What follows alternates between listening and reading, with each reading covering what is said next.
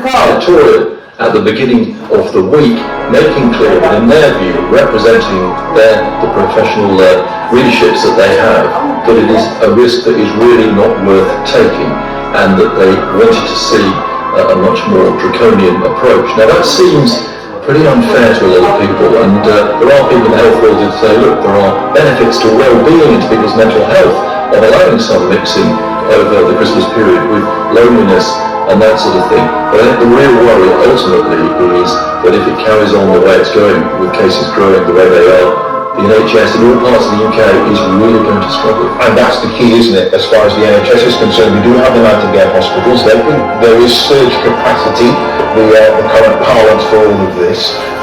But there is, at some point, a finite level at which the numbers of cases must reach in order for the NHS to be able to continue to cover. And that's the issue.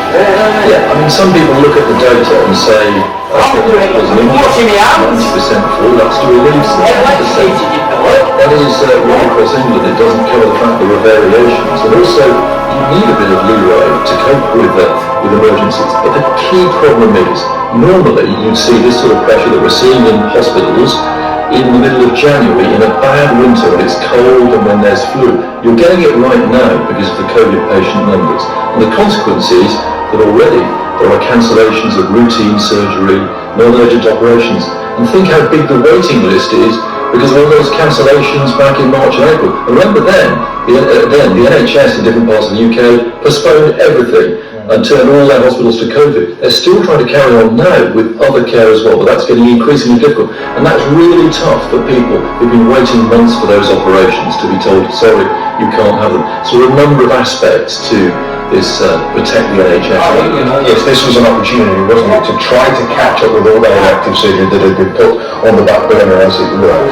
I think we also need to briefly discuss why we're suggesting that medical professionals would ideally probably want a lockdown to deal with. We do get fairly regular reviews, and remember, there are many MPs who aren't happy with the way that this process is being handled by the government, who have been promised a vote within the next few weeks about the restrictions which are in place. However, this picture is clearly changing quite quickly, because the last review was on Wednesday. And it was on Wednesday that some parts of the country were moved up to tier 3.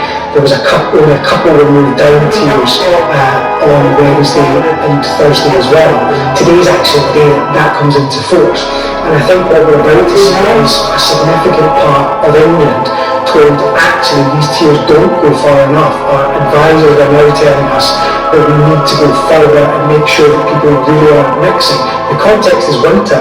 Of course, winter is always a more difficult time for the NHS, and it does feel that the number of cases, the number of hospitalisations, and the concern over the emerging number of deaths has meant the government feels that it now has to act. There will be criticism politically that this decision wasn't taken sooner and that this tier 4 wasn't announced at an earlier date. We know that the Labour Party, for example, were saying that they thought the restrictions over Christmas would have to be a lot tougher.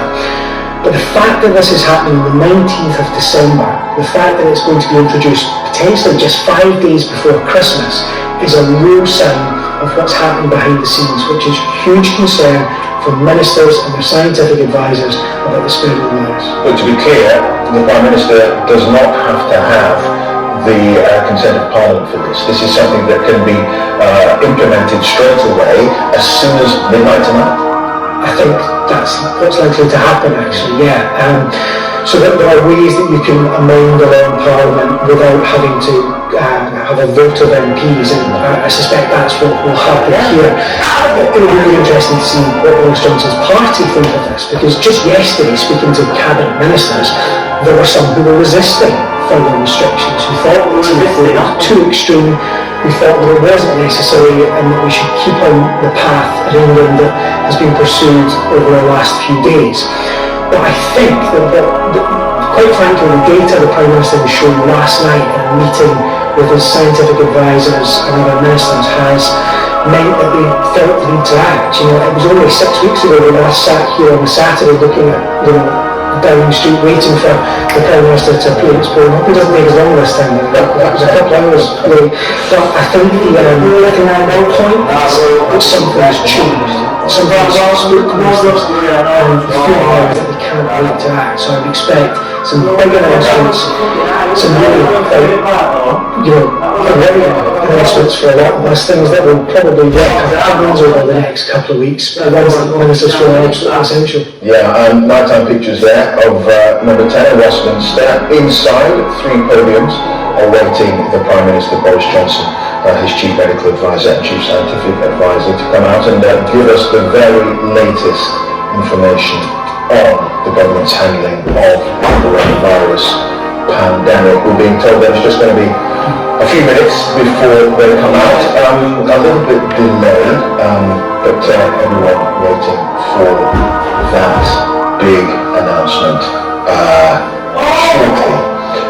Nick, I suppose everyone was going into the festive season understanding that there was going to be a relaxation of the rules into the new year with a vaccine that has been rolled out that people are getting. There's a huge downer on all of that, but at the end of the day, lives need to be saved. This is the government's argument, and indeed here they are.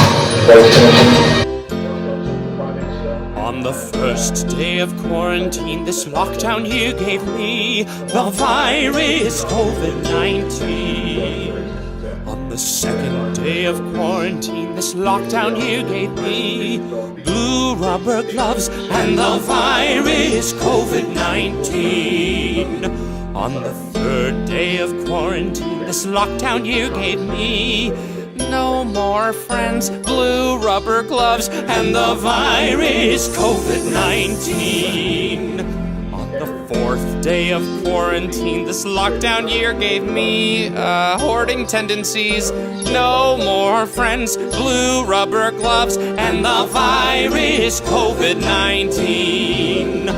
On the fifth day of quarantine, this lockdown you gave me remote learning, hoarding tendencies, no more friends, blue rubber gloves, and the virus COVID-19.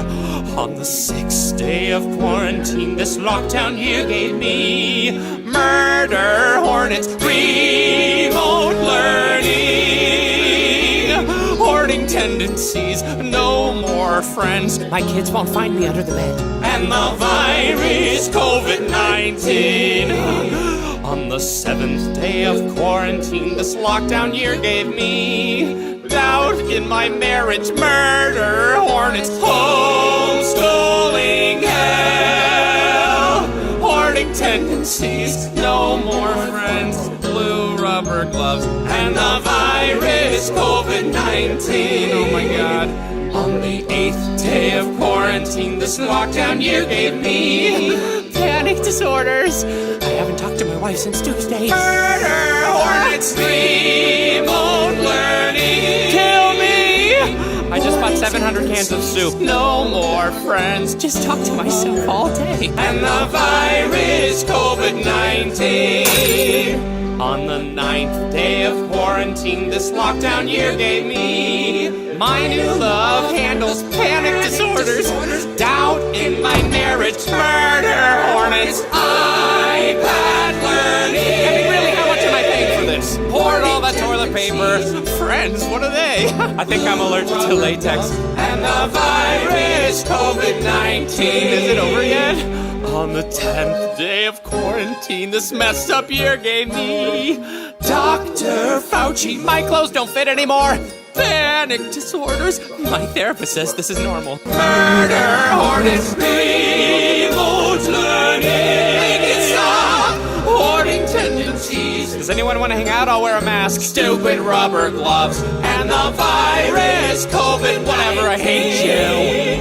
On the whatever day of quarantine, this messed up year gave me hairy lips, royals, Dr. Fauci, my new fad handles. Wash your hands, wash your hands, wash your hands. Everything's fine except murder hornets, remote learning. Oh my party tensies. Nope, I don't know any friends. Blue rubber gloves and the virus COVID-19.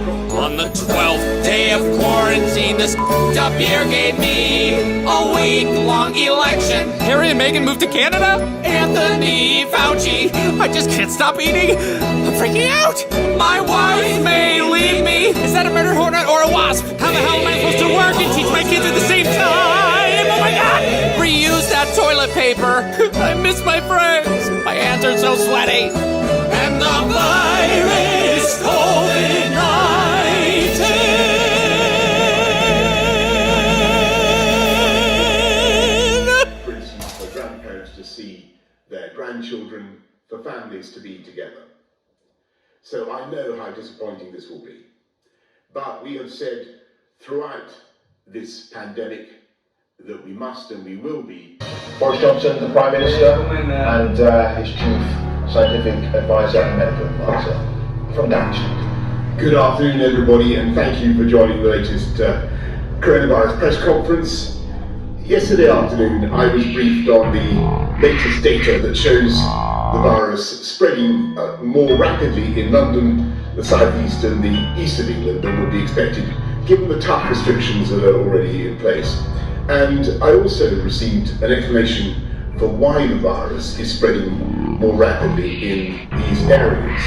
It seems that the spread is now being driven by the new variant of the virus, which we spoke about earlier this week, and learned about earlier this week. Our advisory group on new emerging respiratory virus threats, NERVTAG, has spent the last few days analysing this new variant. There's no evidence that it causes more severe illness or higher mortality, but it does appear to be passed on significantly more easily.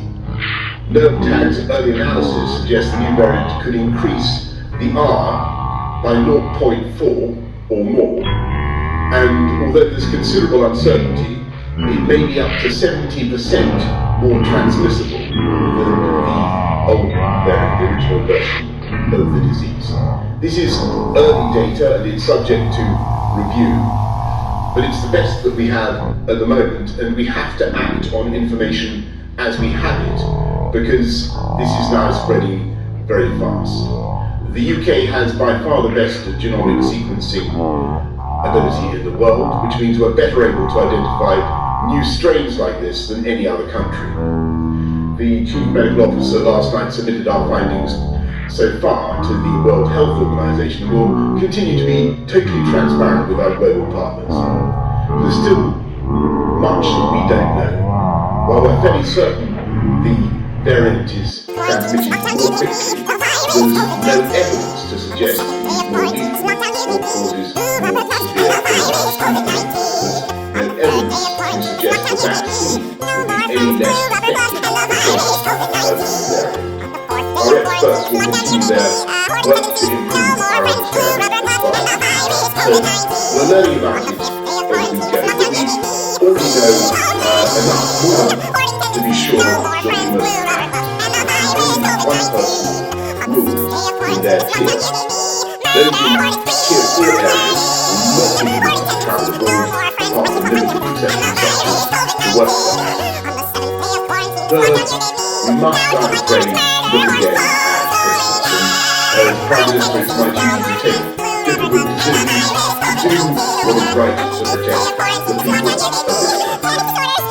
Given the early evidence we have on this new variant of the virus with potential risk of COVID, it is with a very heavy heart, I must say we cannot continue this Christmas as we have.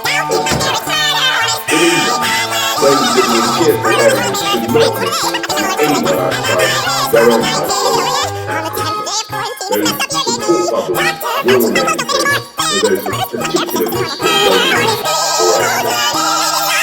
Across the rest of the country, the Christmas rules allowing up to 3 households to meet will now be limited to Christmas Day only, rather than the 5 days that previously applied. As before, there will be no relaxation on the 31st of January, so people must not break the rules. They must very, very I know how much emotion people invest in this time of year and how important it is, for instance, for grandparents to see their grandchildren, for families to be together.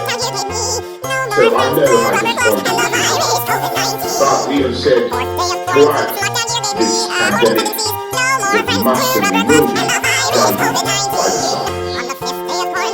When science changes, we must change our response. When the virus changes its method of attack, we must change our method of defense. And as your Prime Minister, I sincerely believe there is no alternative open to this.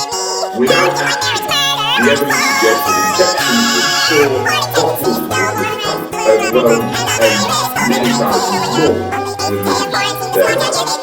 And I want to stress that we are not alone in this fight of taking these types of decisions. Many of our European friends and neighbours are being forced to take similar action. We're working closely with the organisation to get people in every part of our UK. And of course, there is now a real risk that we will soon be rid of this virus. And that's how is growing with every day that passes and every vaccine dose is administered. As you know, UK is the first country in the Western world to start using a clinically approved vaccine, and so please, if the NHS contacts you for an actual vaccine and join 250,000 people across the UK who have already had their first dose. Yes, Christmas this year will be different, very different, but we must be realistic. We're sacrificing the chance to see our loved ones this Christmas so we have a better chance of protecting their lives so that we can see them at future Christmases. And as sure as my holiday will beat this virus will defeat it and reclaim our lives. But I'm going to hand over now to Patrick, who's going to go through some of the slides explaining this decision. Thank you very much, Prime Minister. May I have the first slide, please? This slide is the Office for National Statistics slide showing infections have risen again in recent weeks.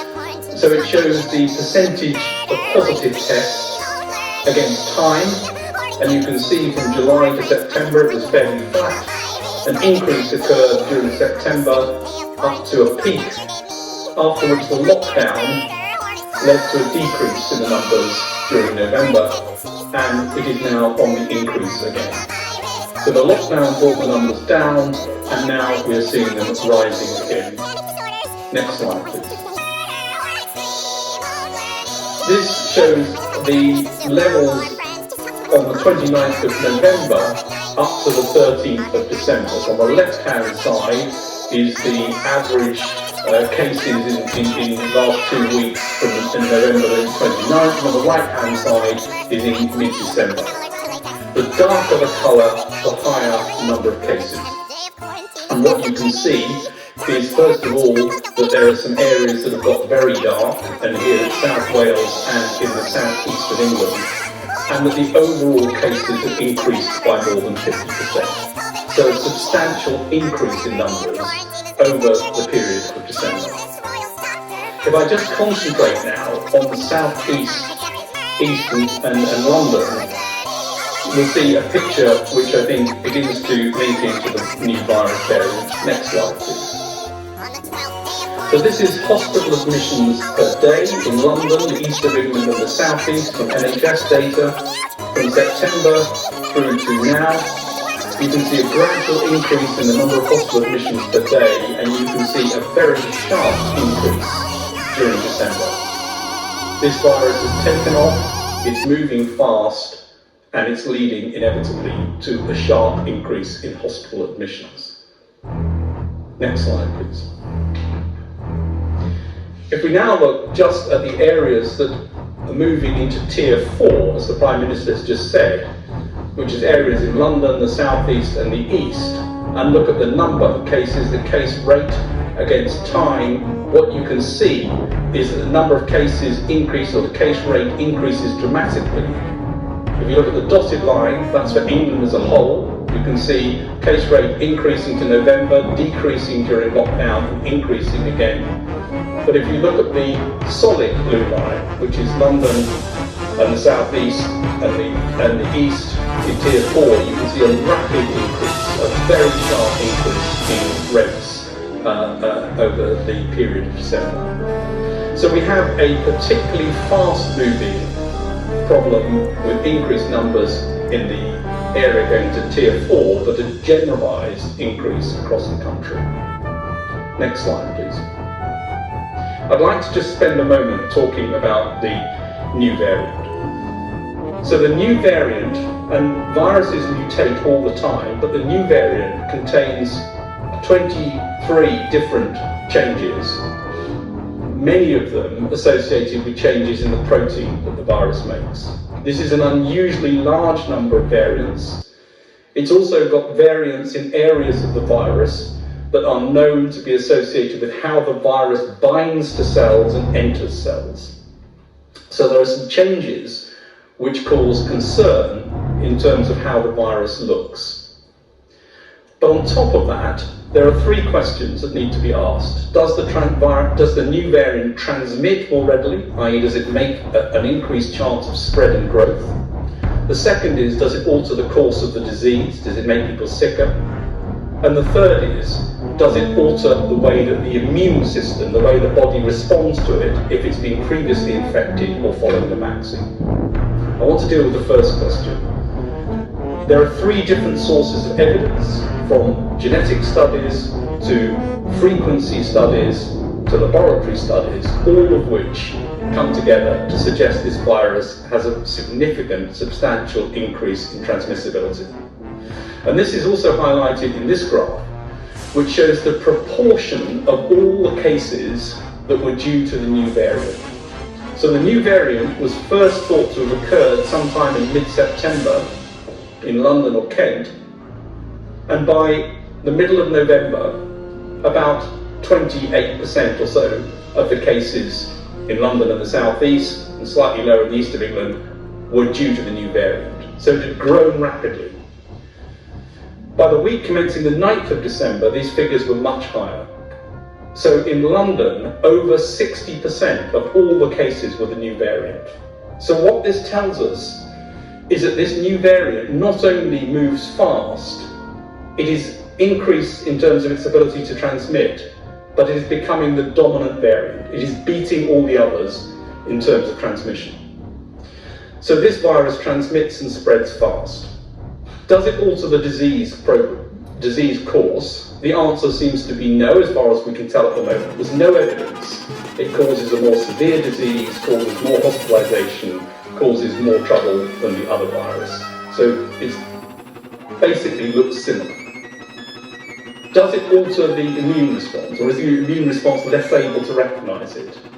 There are theoretical reasons to suspect that some of the changes might alter some of the immune response, but there's nothing that's been seen to suggest that's the case. And our working assumption at the moment from all of the scientists is that the vaccine response should be adequate for this virus. That's obviously needs to be looked at going forward, and we need to keep vigilant about this.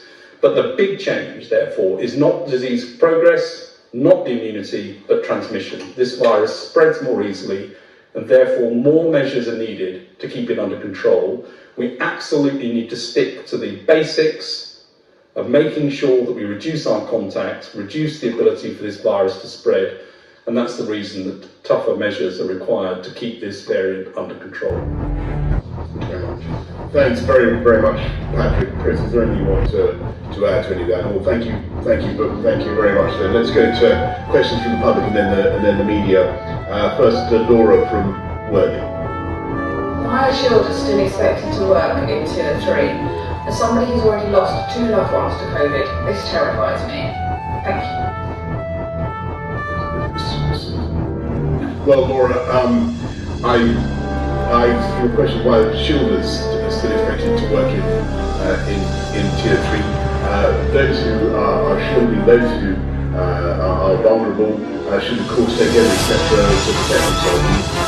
Laura, I hope very much that you're not asking us to work if you're shielding prison or Well, I think the first thing to say is I'm really sorry to hear about your two relatives who died from this virus. I mean, it is a very dangerous virus for many people.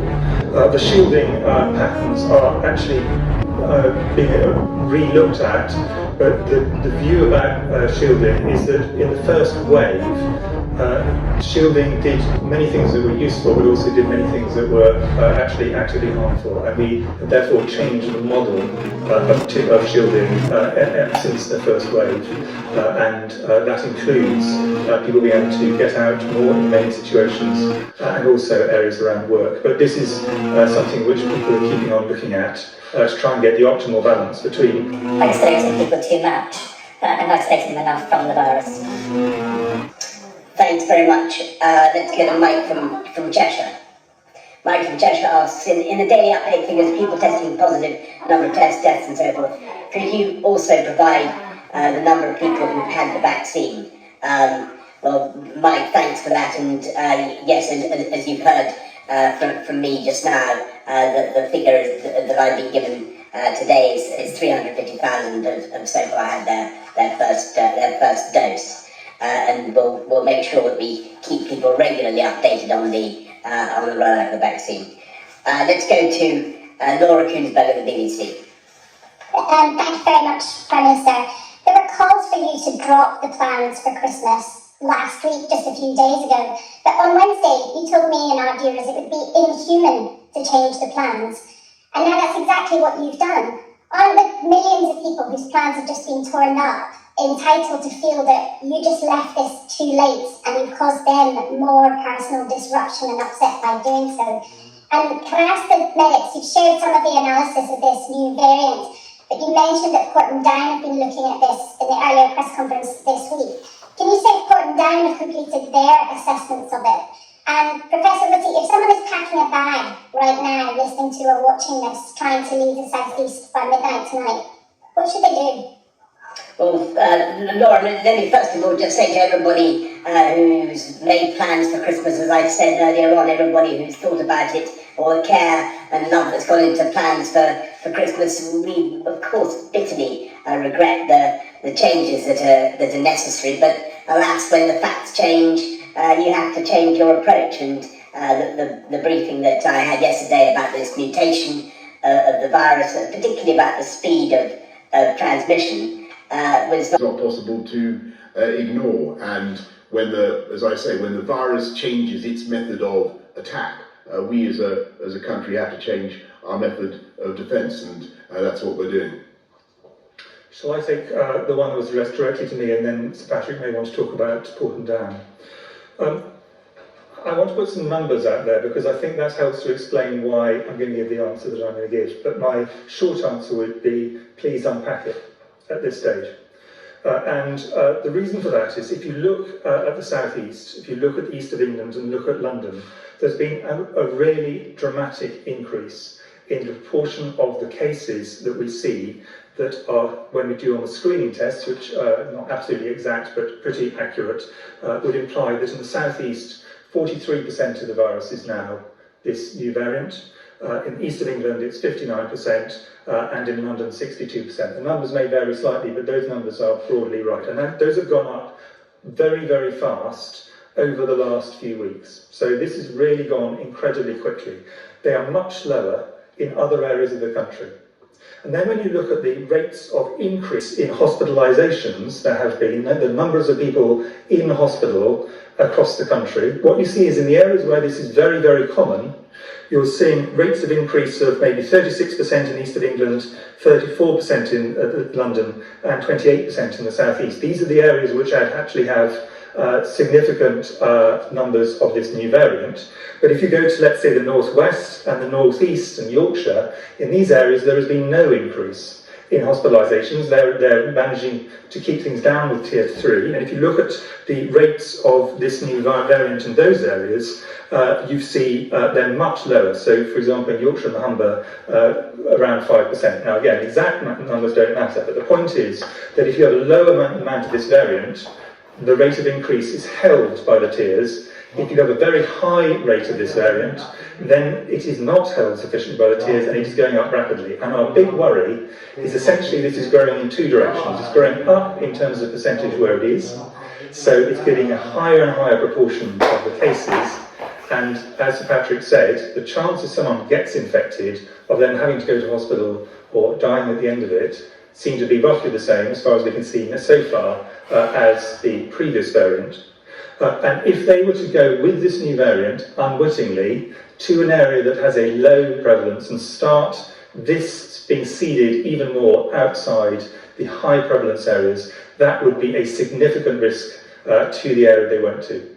So that is the reason we are really keen that people do not go from these areas, because otherwise we'll not only see it going up in the areas that's already a problem, we'll see it going out to other areas of the country where it currently is not a problem. And that is because we understood this information in the back end of this week, that we advised you really do have to act at this stage, because this is otherwise every area of the country will get this very quickly, and then none of them will be able to hold things with Tier 3 and Tier 2 elsewhere. Thanks very much, Laura. Robert Pesson, ITV. Oh, sorry, forgive me. Question. Sorry, just to answer the Porton Down question. Porton Down are looking at this all the time. When data become available, we'll make sure we get it out as soon as we can, but we don't have any more information than we've shared today. Thanks very much, Laura. Let's now go to Robert Pesson, ITV.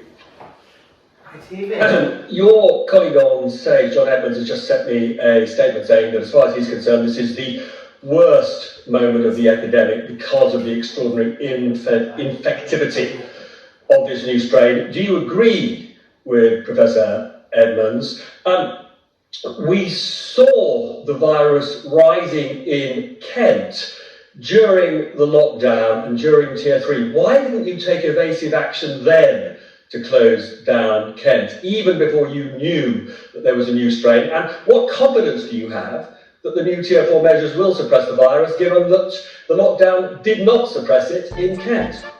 Okay, if I can just give a layman's answer, Robert, because I think the whole point is that we were very puzzled during the November the 5th to December the 3rd autumn measures by why the Tier 3 system wasn't delivering the results in Kent that it was delivering, and a couple of other places that it was delivering, for instance, in the northwest, and clearly there was something going on. It's not really, I think, if you say, until yesterday that we've seen this data on transmissibility that we've really got the answer that explains it. And today's action is a response to that change in the science. That's my layman's answer. Yeah. Is it the worst moment? Well, I'm afraid there have been so many terrible moments in this epidemic. This is another one. But I have to say that in my own view, this is not the worst moment in the epidemic. And the reason for that is, although this virus is more transmissible, and we must do everything we can, which is what the Prime Minister has announced, to keep it as constrained as possible, keep it down as much as possible so it does not spread.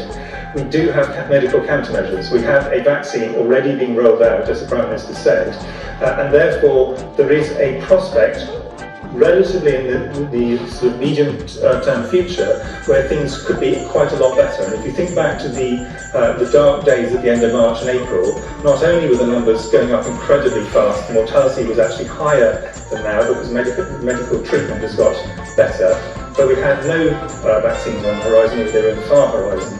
So I think this is a situation which is going to make things a lot worse. There are some really optimistic things if you look. Once we get the vaccine out, assuming that the vaccine works against this, which I think at the moment is our working assumption, and that is, we really must hold the line. And my view, and Patrick will want to add to this, is what we must absolutely do is slow this down absolutely as much as possible.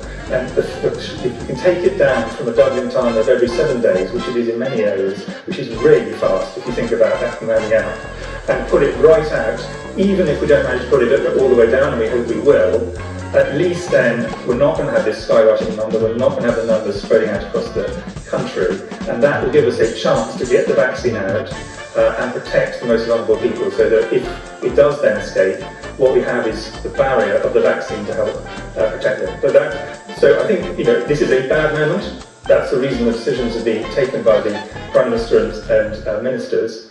But there is at least this prospect in the future. Yeah, I agree with that. I mean, it's a horrible moment for sure.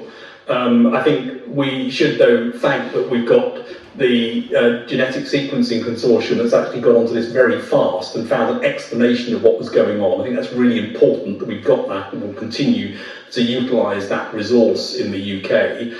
And we know what needs to happen to try and slow this down, and it's the basic things. I mean, although this is complicated in many ways, in other ways it's really simple.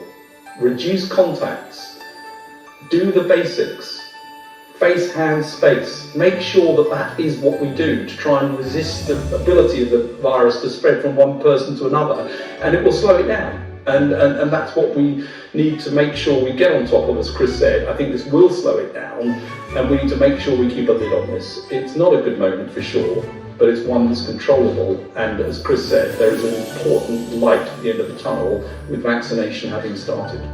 Thanks very much both, and thanks Robert. Let's go to Sam Coates at Sky News. Prime Minister, this decision will be upsetting for millions of people, so could you just speak directly to everyone suddenly now spending Christmas Day alone? What hope can you give them? And similarly, what's your message to people considering gambling and breaking the rules? And finally, how long realistically do you think everyone will have to stay in Tier 4? Is there any chance it's in place until enough people have had a vaccine? And to the two scientists, is the new strain impervious to social distancing measures? Might the 2-metre rule and existing face coverings no longer be enough to protect people? Would you travel in a train carriage through Kent tonight? Well, thanks very much, Sam. Obviously, these measures, as I said, will be reviewed like all the others every 2 weeks, and there'll be a chance for Parliament to consider them. Obviously, as long with all the other tiering questions at the end of January. Obviously, people should not break the rules. Obviously, people should follow the guidance. I hope very much that elderly or lonely people who are able to form bubbles, who have household bubbles, will have that consolation. That's clear from what we've said today. But I suppose what I would say to everybody who's now thinking of having a much reduced Christmas, of course, we bitterly regret that this is necessary this year. I know how much love and care and thought goes into preparations for Christmas. I suppose the message is, that this is the year to lift a glass to those who aren't there, in the knowledge that it's precisely because they aren't there to celebrate Christmas with you this year that we will have a better chance that they'll be there next year to celebrate Christmas with you. I suppose that would be my message, Sam, to the country. In terms of the social distancing, yes, social distancing does work. It doesn't work as a yes/no. The more things you do, the more determinedly you do them, the more people do some basics for themselves, all the things Patrick talked about, hands, space things, but also break unnecessary household links. The more this and every other respiratory virus goes down. And just to give some other examples, for example, flu rates are down, adenovirus rates are down, because they also have exactly the same effect on other respiratory viruses. We do not think that the current measures will not work against this, but we're going to have to do a lot more in a sense to stand still. It's like you were cycling up a steep hill and now you've got the wind against you as well. You just have to do that much more to actually keep going, and that's really what we're going to have to do. But the actual tools themselves unfortunately remain the same tools. And would I go through Kent? Not unless it was absolutely necessary, not because I don't love Kent, because Kent is fantastic, but because this is not the moment with this virus circulating to have unnecessary travel, so only if there was a very good reason. Thanks very much, Sam. Let's go to Chris Hope and Dead Telegraph.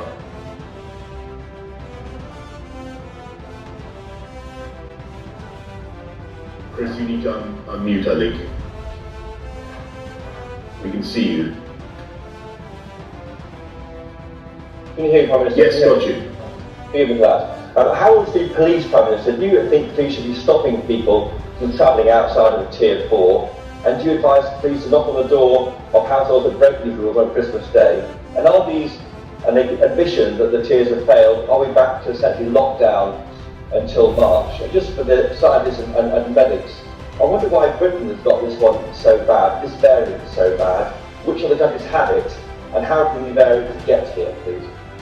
Well, Chris, first of all, I think the police have done an amazing job of enforcement, light touch enforcement. They've handed out lots of FPNs, fifth penalty notices for breaches of the rules, but they've also helped to keep people overwhelmingly in line with what they need to do. That's, I really thank the police, men and women up and down the country for what they're doing. I'm sure they'll continue to do it in the same way throughout this period, but I'm sure above all, I think people will naturally want to do it themselves, as they've done throughout this crisis. The bulk of the population take this incredibly seriously, get it right, and they'll continue to do so. In terms of the question about why here and where else is it, viruses mutate all the time, so lots and lots of mutations of the virus around the world. This one is a particular constellation of changes which we think is important. I think they'll arise for every time a virus replicates, it can make a mistake, and so that some of these things just arise by chance. The question is what advantage you give to the virus, and this one seems to have given advantage of transmissibility. We think it may be in other countries as well. We think it probably is based mainly, we think there's a large outbreak in the UK. It may have started here, we don't know for sure. There will be other types of mutations around the world. It's very important that this sequencing effort to try and find out what the sequence is doing, how much has changed, is looked at a global level. We start to get a handle on where these changes are occurring in the virus across the world. It's going to be an important part of surveillance going forward. Brilliant, thank you. Nigel Nelson, Sunday Mirror. One to the Prime Minister. Given you were at least aware that there was a new variant of the virus out there as far back as November, do you now feel it was reckless to promise 5 days of Christmas against scientific advice? And if I may ask Chris Whitty a question, earlier in the week you were talking about keeping meetings at Christmas time short, without specifying what short was. Can you say now for tiers 1, 2 and 3, whether that should be seeing Granny for a cup of tea for an hour, a 2-hour Christmas lunch, or 4 hours going to sleep over the telly? No, Nigel, first of all, thank you very much, but we've always taken account of scientific advice, always tried to follow it, and that is what we're doing today, because the science is clearly changing and has changed in the sense that our understanding of this new virus, its transmissibility, has been radically shifted just in the last 24 hours, and certainly the understanding of the people before you here this afternoon. And we simply can't ignore that, and that's why we're taking these extra steps today to protect the country. To answer the question you put to me, what I said, and I'm going to have to repeat it, is to the extent you possibly can, keep it small, keep it short, keep it local, and remember the vulnerable are vulnerable. And that is still absolutely the message. So if you've got your grandmother, you really want to minimise the amount of contact, you want to keep it at a distance, you do want to have the shortest period you can, because what you really want is to get to the point when your grandmother has been vaccinated, ideally when you and people around you have been vaccinated, taking the risk right down. At that point we're in a different place.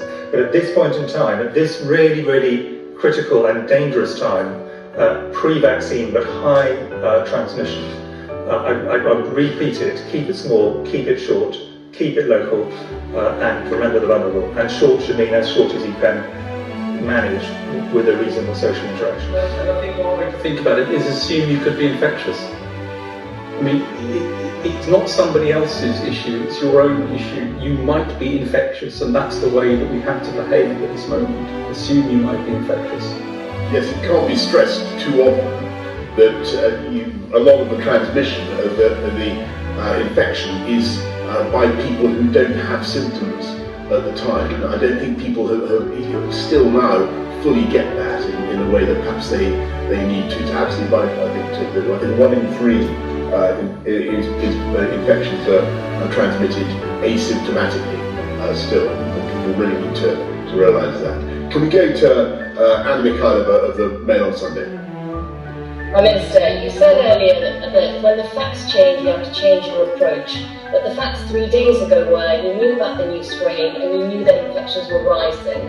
And still you said it was too late to cancel Christmas. How do you expect people to follow the rules when they keep changing? And secondly, another question for you, Prime Minister.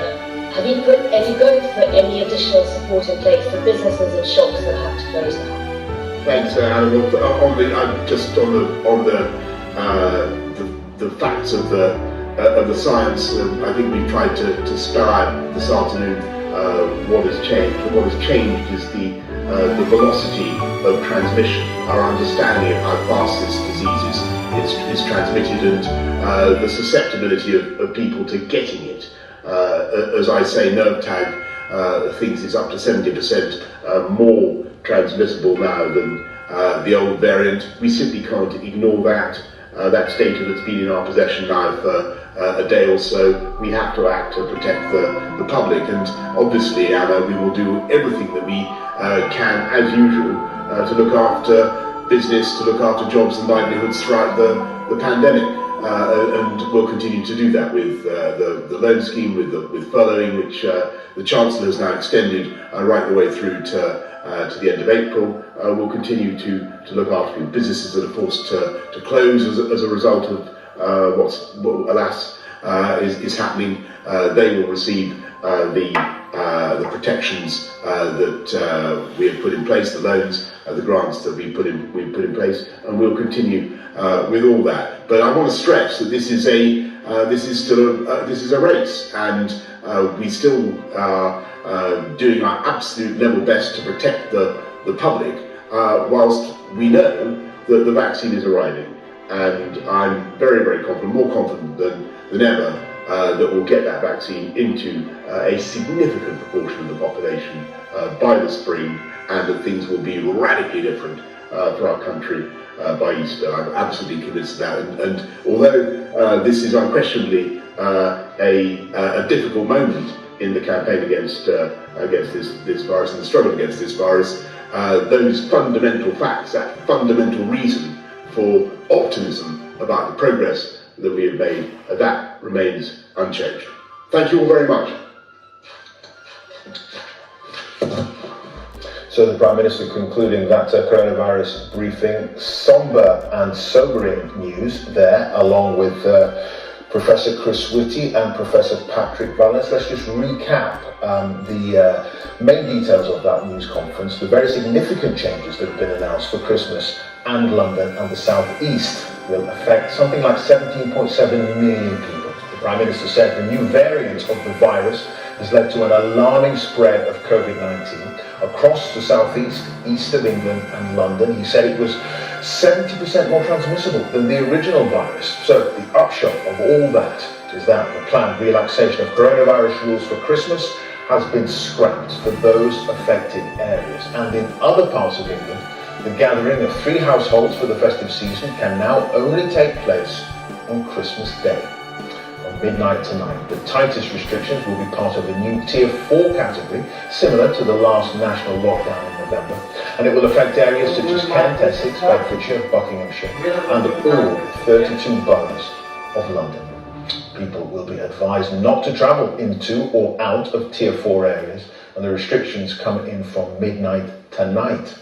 In Tier 4, a stay-at-home order will be issued to residents, although those who have to travel for education or work may continue to do so. Social mixing will be restricted to the meeting of one other person in an open public space. All non-essential retail will have to close, along with hairdressers, nail bars and indoor entertainment venues. And let's take a look at those scaled-back Christmas plans for people in Tier 4. There is no household mixing for areas in that category, but support bubbles are unaffected by that. And for areas in Tiers 1 to 3, people can only mix on Christmas Day. As I say. Okay, let's get a little bit more perspective now. Nick Erdley is here. Nick, you were on the money.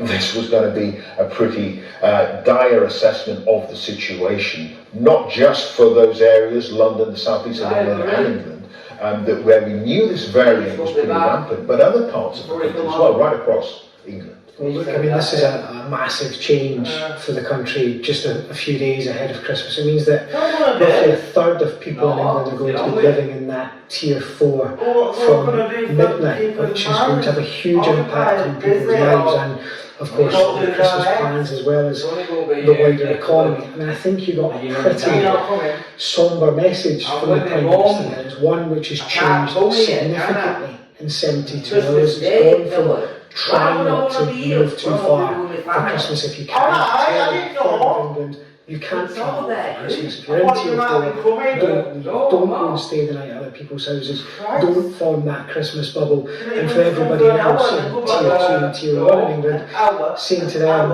if you don't want to still form a Christmas bubble, you can only do it on Christmas Day. It's a reflection of how worried ministers are about the new the new data they are receiving, those figures about that new virus. And though what we've just heard applies to England only, I think people in Scotland and Wales should keep an eye on the telly over the next couple of hours as well, because I don't think England is going to be alone in tightening some of its restrictions of what's going to happen over Christmas. Yeah, we're expecting statements from the devolved governments in Scotland and Wales in the next few minutes or so. A few of the journalists asking questions, including our own Laura Koonsberg, our political editor, questioning the fact that the government knew of this variant some time ago. And indeed, Matt Hancock stood up in the Commons and talked about it on Monday, saying that it spreads far more quickly than the original COVID-19. And yet we're getting these decisions now. People have made plans. Christmas has basically been put on hold for pretty much everybody around the country. One wonders why it's taken such a long period of time, relatively a number of days, to reach this conclusion that the country has got to do something even more stringent than the previous tier suggested. I think it's a fair question, and it's a frustration that's felt in political circles as well. We know that on Wednesday, for example, at Prime Minister's Questions, there were big questions coming from the Labour Party about why things weren't being toughened up, about why Christmas wasn't being potentially considerably scaled back. I think the answer that you would get from ministers is that the data they've seen over the last 24 hours has really spooked them, quite frankly. We know that there were some hastily arranged conversations last night in Downing Street. There were more this morning, and it's on the back of that this decision to really scale back Christmas and to introduce that new tier 4 has been taken. I should just let you know as well, Clive, just kind of looking at the phone whilst that press conference was going on, there are some Tory MPs who are frustrated, who think that it's a sign that the system isn't working, who want a vote on whether this tier 4 should be brought in, potentially even the recall of Parliament to discuss this new data and what's happening. I don't think that's necessarily going to happen, although it's not impossible. The big thing that everybody needs to know is these changes are going to come in at midnight, regardless of some of the political criticism we hear over the next few hours. Undoubtedly a big change to what's happening in England, a big change to what the government thinks is necessary in England, and I think we're going to hear some pretty similar changes coming in Scotland and Wales in the next couple of hours as well. All right, Nick, many thanks for that. Nick Irvie there, I'll put some comments there. From the Leader of the Opposition, Sir Keir Starmer. Well, look, the infection rates are going up very, very fast, and so something has to be done, and we support the steps the government's put in place.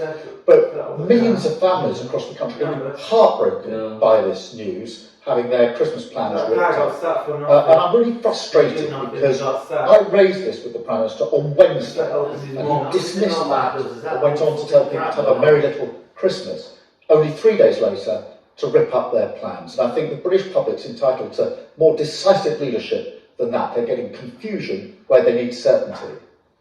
Less than a week before Christmas, has this come too late?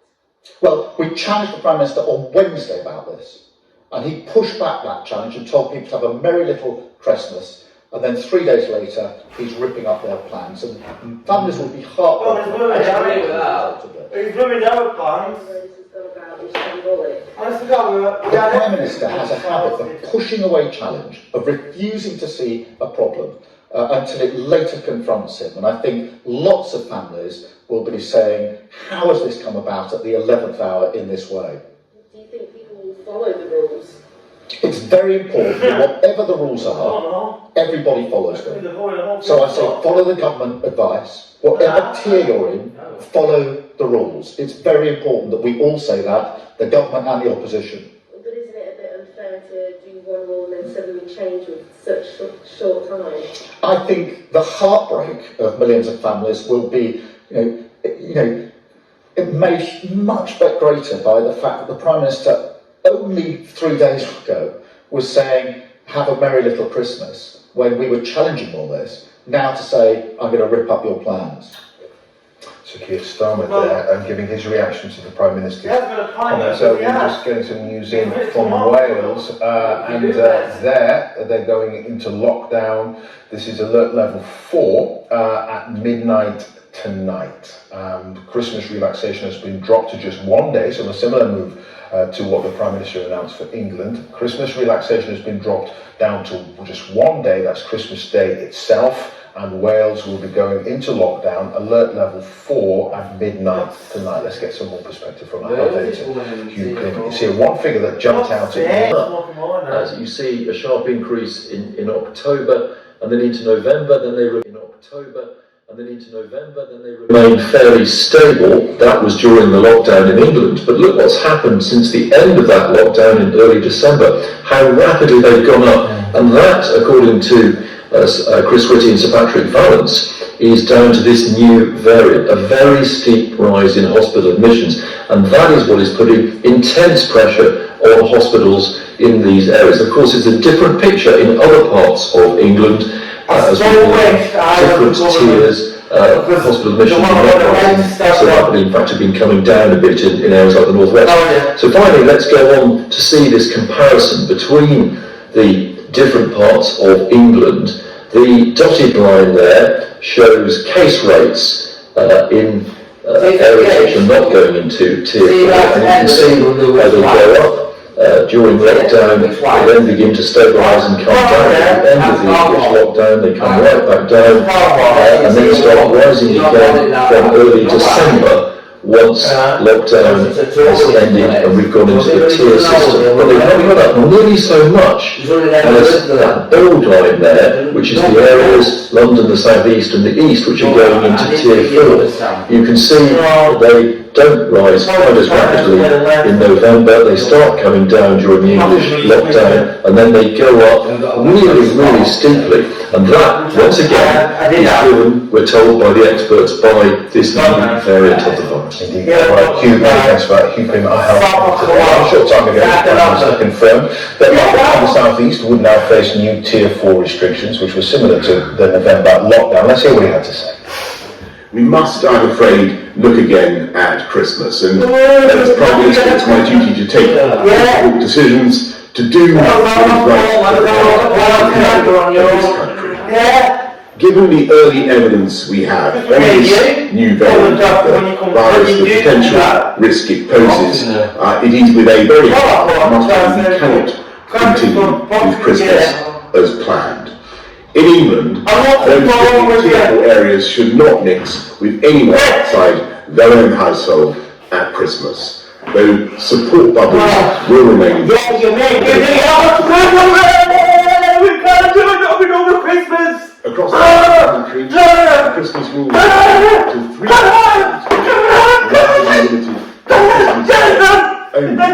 rather than the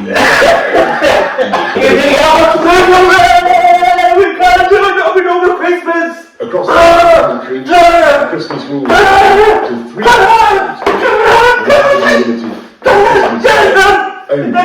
rather than the As before, there will be no relaxation on the 31st of January, so people must not break the rules at New Year. They must not break the rules at New Year. It's very, very important to emphasise that. I know how much emotion people invest in this time of year and how important it is, for instance, for grandparents to see their grandchildren, for families to be together. So I know how disappointing this will be.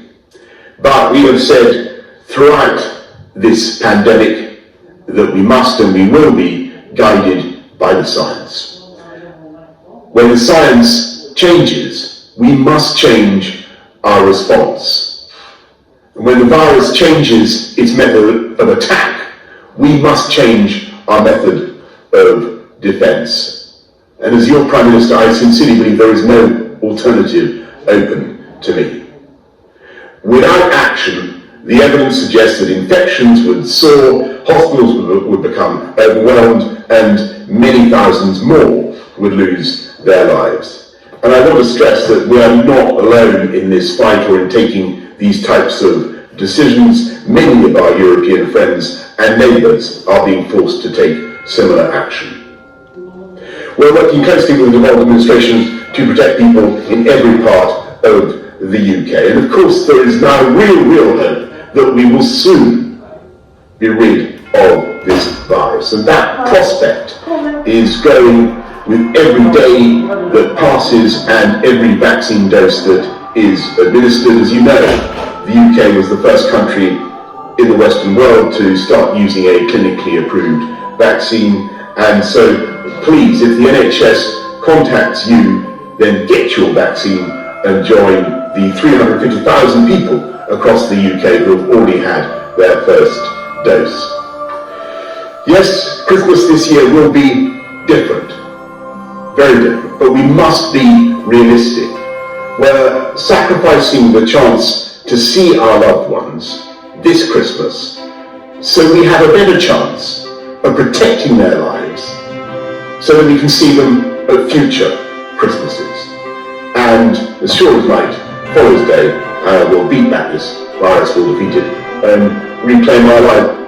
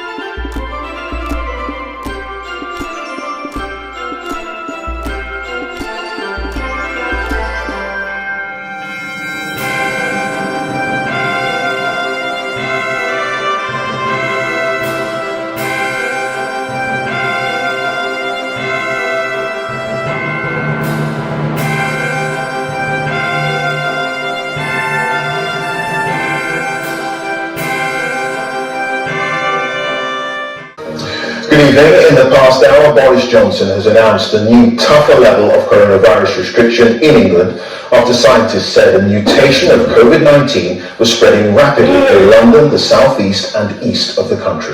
The variant is said to be much more contagious but doesn't cause more serious illness. Well, from midnight tonight, Tier 4 restrictions will apply in all current Tier 3 areas in the southeast, including London, Kent, Buckinghamshire, Berkshire and Hertfordshire. That's more than 17 million people.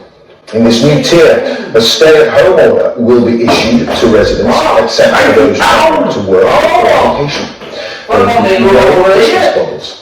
Social mixing will be restricted to meeting one other person in an open public space. Non-essential shops will close, along with personal services such as gyms, beauty salons and hairdressers. No one should enter or leave a Tier 4 area. And there are also changes to the advice for those living in Tiers 1 to 3 in England. The so-called Christmas bubbles will be restricted to just Christmas Day. The advice is to remain local and not to travel internationally. With the very latest, here's our political editor, Laura Kunzberg. Another twist in 2020's terrible karma. The virus is outpacing politicians and the public's attempt to get hold of it, just at the time of year when journeys are meant to bring us together. From midnight, travel from London's Paddington or anywhere in the southeast will be banned, the government cancelling families' Christmas plans. Aaron and Habibat have already decided not to see family it was never a good idea to just say we shouldn't have any restrictions over like a short period. It's not like COVID is going to take a break or anything like that. So it just made no sense whatsoever, and it's just messing with people's minds. Selden Reid from South London resolved his big family won't get together. I think I'm choosing to be wise and say, look, let's celebrate later on next year. I think the consequences of actually middling is just too great. Alberico, a teacher, won't see family from Italy now either. It's not a known situation, but I can't see him getting better because the zone we're talking about now, zone 4, which is even stricter. I can't understand what's stricter than this. The Prime Minister pushed to take action he decided against earlier this week. It is with a very heavy heart, I must tell you, we cannot continue with Christmas as planned.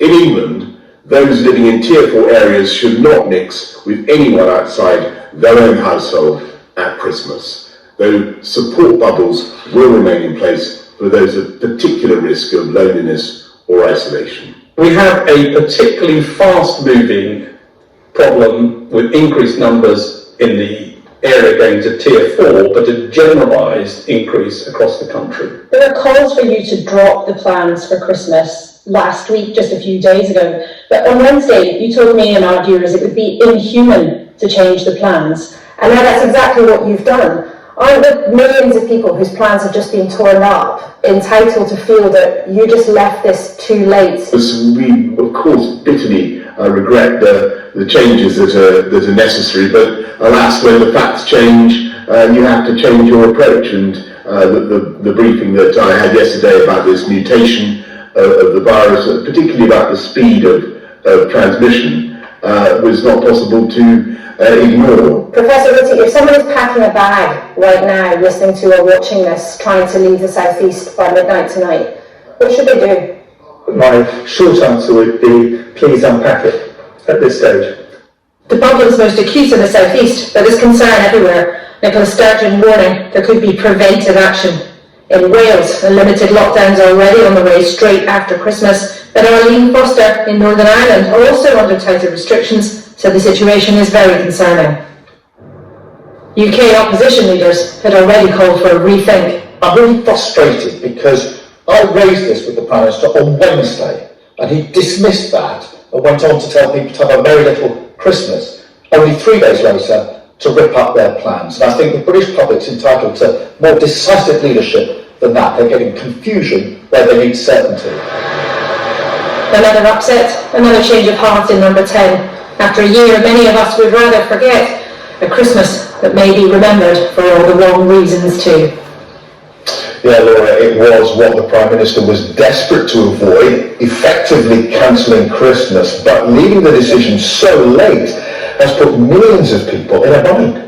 Well, Kat, it's a very tricky situation, and it will no doubt be very disappointing for many of our viewers who are just hearing this news. There will be real knock-on effects for millions of people around the country. It's not as draconian as the first lockdown back in March, but make no mistake, it's a really significant hardening up of the rules for a third of the population, and there will be changes to how everybody is allowed and permitted to celebrate Christmas in England, and there could be knock-on effects as well for other parts of the UK where there are already tighter restrictions in place in Northern Ireland, for example.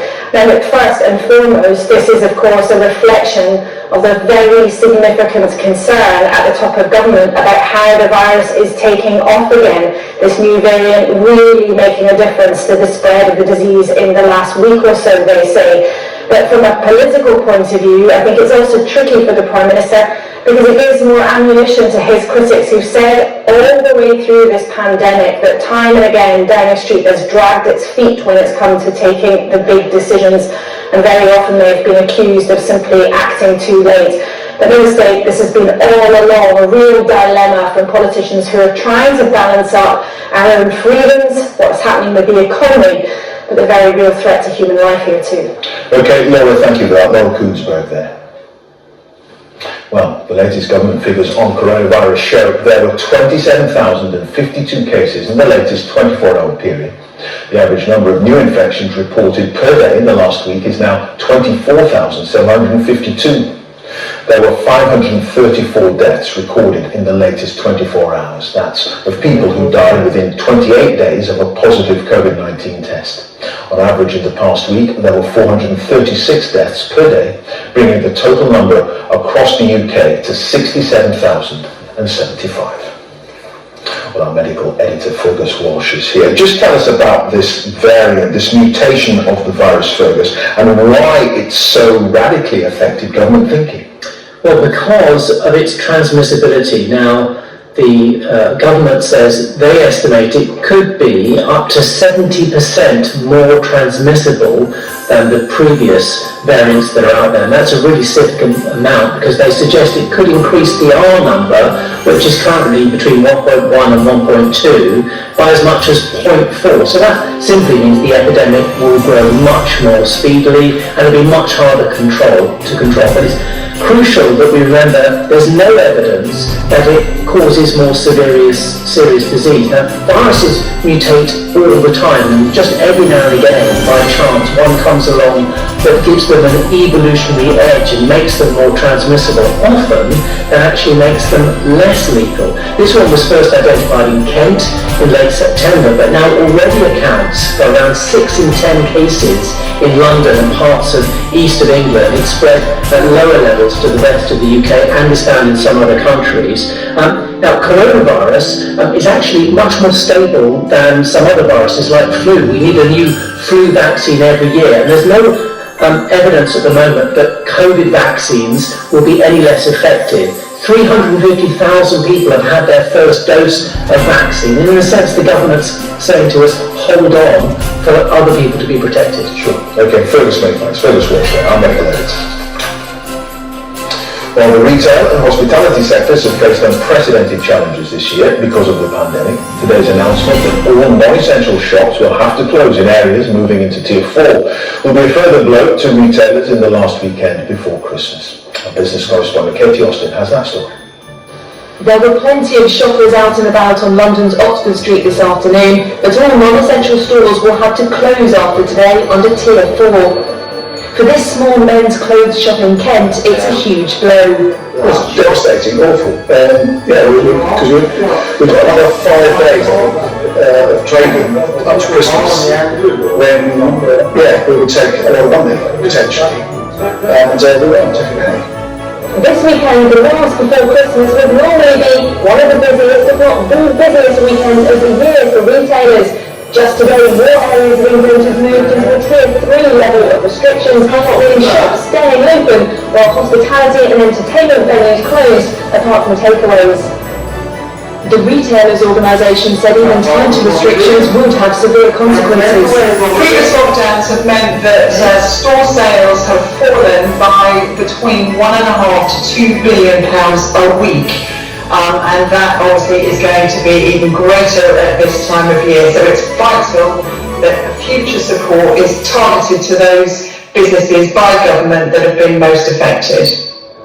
The CBI Business Group said this afternoon it's right the government takes necessary steps to protect public health, but said today's news would be a real kick in the teeth for many businesses already struggling badly. Katie Austin, BBC News. That's it. I'll be back with the late news at 10:15. Now though, on BBC One, time for the news where you are. Bye for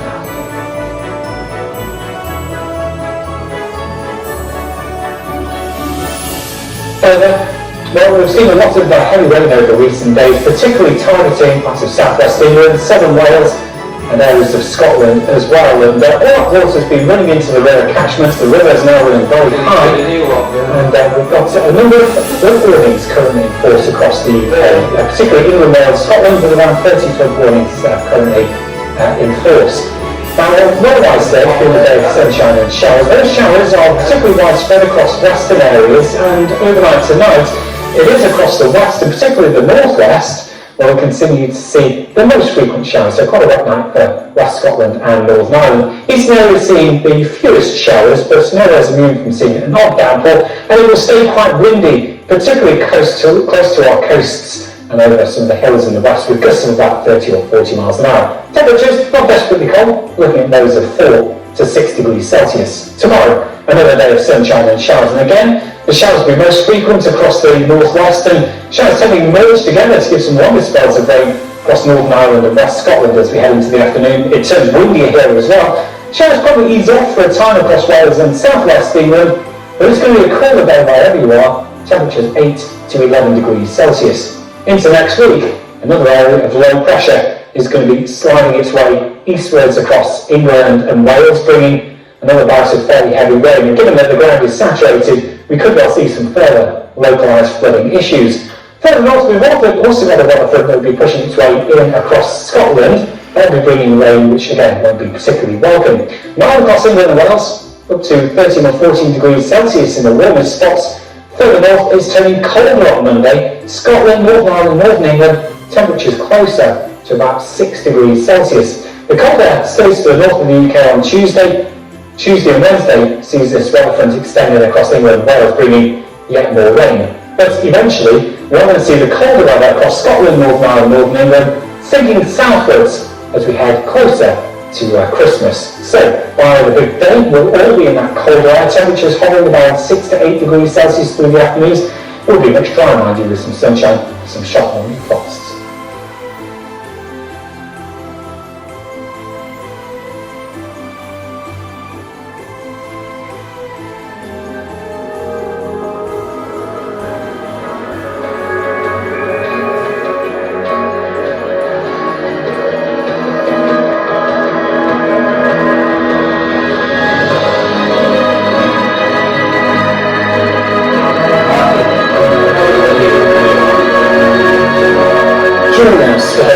That defines the year. Review 2020 starts Monday at 2:30 on the BBC News Channel.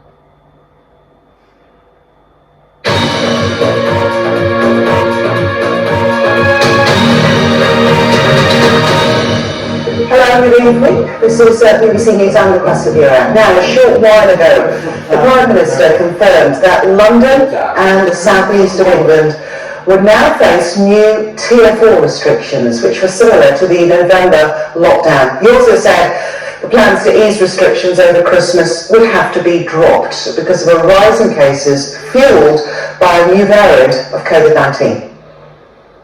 We must, I'm afraid, look again at Christmas, and as Prime Minister it's my duty to take difficult decisions, to do what is right to protect the people. I want you very much, sir. Given the early evidence we have on this new variant of the virus, the potential risk it poses, it is with a very heavy heart I must tell you we cannot continue with Christmas as planned.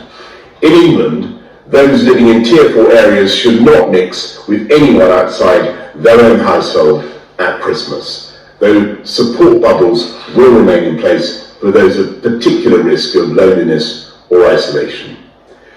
Across the rest of the country, the Christmas rules allowing up to 3 households to meet will now be limited to Christmas Day only, rather than the 5 days as previously set out. As before, there will be no relaxation on the 31st of January, so people must not break the rules at New Year. They must not break the rules at New Year. It's very, very important to